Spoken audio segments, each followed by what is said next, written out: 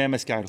Bonsoir Raphaël, bonsoir à toutes et à tous. Colère à gauche en France, scepticisme à droite, mais satisfaction, vous l'avez dit, à Bruxelles. Le pacte de responsabilité de François Hollande y est chaleureusement salué.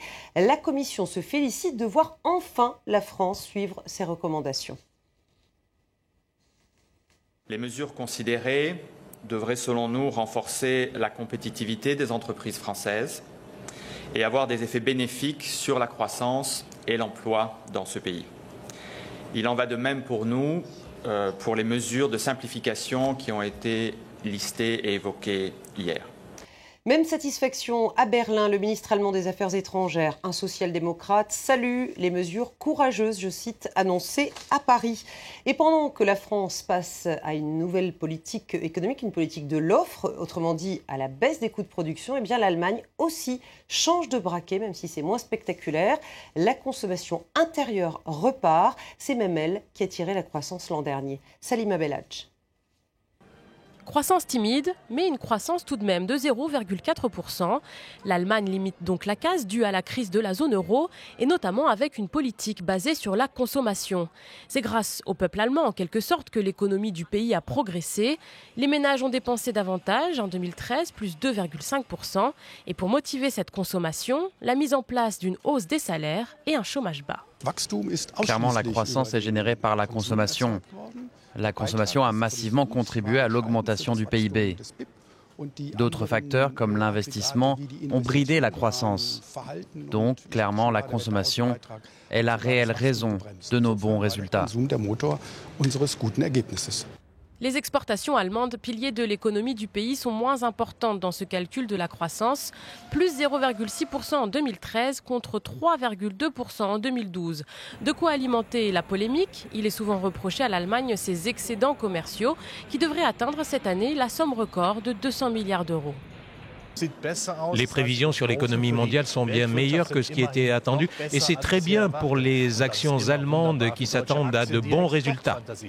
Et alors que la France joue la carte de la production, l'Allemagne compte bien continuer à stimuler la consommation. Parmi les réformes prévues cette année par Berlin, la mise en place d'un salaire minimum et une revalorisation des petites retraites. Des réformes possibles grâce à une maîtrise des dépenses publiques. Le déficit n'était que de 0,1% l'an passé. Pas de sinistrose sur les marchés européens portés par les bonnes prévisions de croissance de la Banque mondiale, des prévisions confirmées d'ailleurs à l'instant par la directrice du FMI, Christine Lagarde, à Paris, et par la Banque centrale américaine.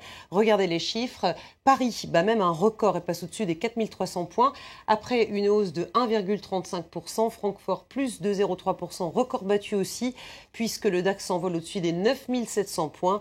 Et puis à Londres, vous le voyez, Londres termine sur une hausse de 0,78%. Wall Street, évidemment, la séance est encore en cours. Et là, ce sont des premiers bons résultats, notamment ceux de Bank of America qui tirent les indices à la hausse. Vous avez un Dow Jones qui, pour l'instant, prend 0,67%. Nasdaq plus 0,65%. Et S&P 500 plus 0,42%. Et puis en Europe, parmi les valeurs à la fête, vous avez le titre Burberry qui prend plus de 4,5% à Londres. Vente record cette année et une progression à 2 chiffres en Chine. En bref, je vous le disais, Bank of America triple ses bénéfices. En 2013, ils ont atteint 7,3 milliards d'euros l'an dernier contre 2 milliards l'année précédente. Motif, moins de crédits non remboursés par les clients, des placements juteux pour ce qui est du département investissement de la banque et une baisse des coûts. Bank of America a notamment supprimé 25 000 postes entre 2012 et 2013. Une bonne nouvelle pour les épargnants français, le taux du livret A restera à 1,25%.